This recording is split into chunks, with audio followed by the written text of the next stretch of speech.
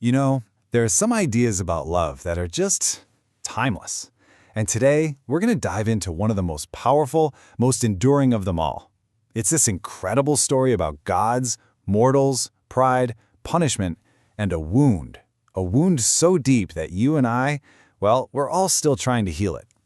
I mean, seriously, it's a feeling that's just universal, right? That sense that there's someone out there, your other half, the person who will finally make you feel whole. But have you ever stopped to think, where did that idea even come from? It's so ingrained in our culture. Well, to find out, we've got to go way back. We're talking ancient Athens, to a dinner party described in Plato's Symposium. And at this party, a comic playwright, of all people, named Aristophanes, gets up and tells this wild story.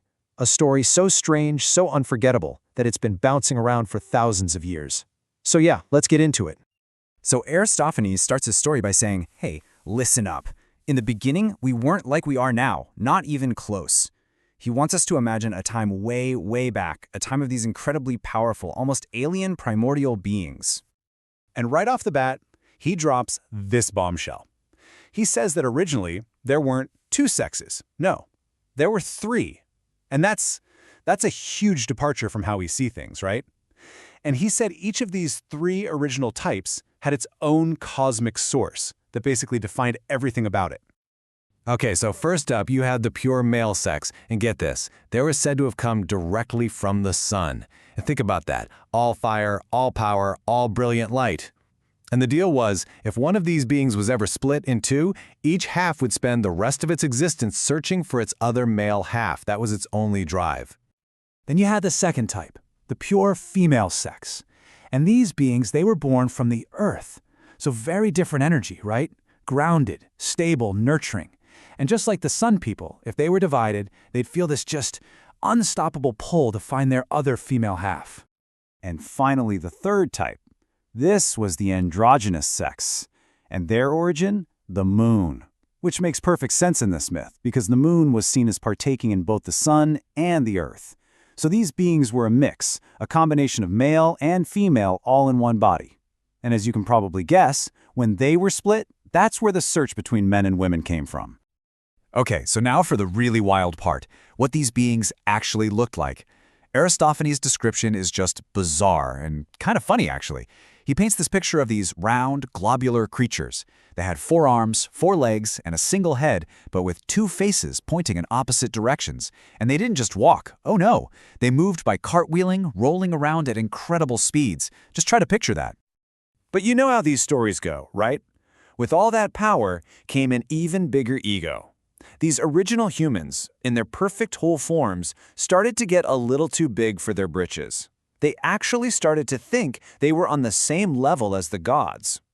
Yeah, their pride was just off the charts. They actually cooked up a plan to, and this is a direct quote from the story, carry heaven by assault. I mean, can you believe the nerve? They were going to storm the heavens and try to overthrow the gods. And that decision, well, it changed everything, forever. So this puts Zeus, the king of the gods, in a really tricky spot. His first instinct is probably just to zap them all with lightning, right? But he can't, because, and this is key, the gods actually needed humans. They needed their worship, their sacrifices, so just wiping them out wasn't going to work. He had to figure out a punishment that would put them in their place, weaken them, but not destroy them completely. So, after thinking it over, Zeus comes up with a plan. A solution that was frankly both brilliant and deeply tragic.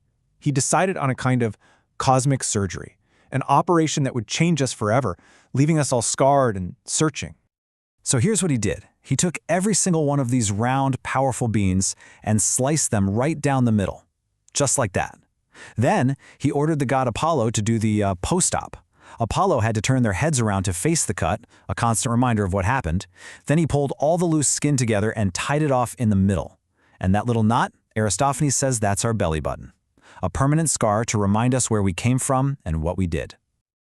And just like that, humanity was completely changed. We were no longer whole.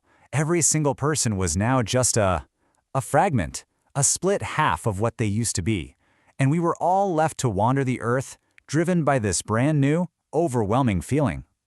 And at first, it was an absolute disaster. The longing, this desperate yearning for their other half was so intense that when two halves finally found each other, they would just embrace. And they wouldn't let go. They wouldn't eat, they wouldn't drink, they would just cling to each other until they literally starved to death, completely lost in this futile attempt to become one again. So, this is the really elegant part of the whole myth. It provides this incredible explanation for attraction. See, the kind of person you're looking for depends entirely on which of the three original beings you came from. If you were part of a primal male, you seek another man. If you were part of a primal female, you seek another woman. And if you came from one of the androgynous beings, well, then you're looking for your opposite half. And Aristophanes uses this really beautiful image to describe our situation. He says we're all like a symbolon. Back then, a symbolon was like a token of friendship or an agreement. You'd take a piece of clay, break it in half, and each person would keep a piece. The only way to prove your connection, maybe years later, was to see if the two jagged halves fit perfectly together again. And that, he says, is exactly what we are now.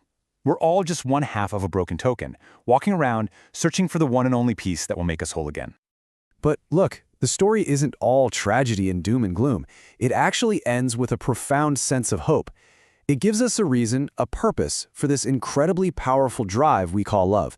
In this story, love isn't just about desire or attraction. It's about healing. It's the medicine for our oldest wound. This is where the god Eros, Cupid, comes into the picture. He's not just some mischievous baby with a bow and arrow in this version. No, he's our divine guide. His entire job is to help us sort through this mess, to help us navigate this world of broken halves, and lead us back to our one true match. He's the one who can help us finally heal that wound from Zeus and become whole again.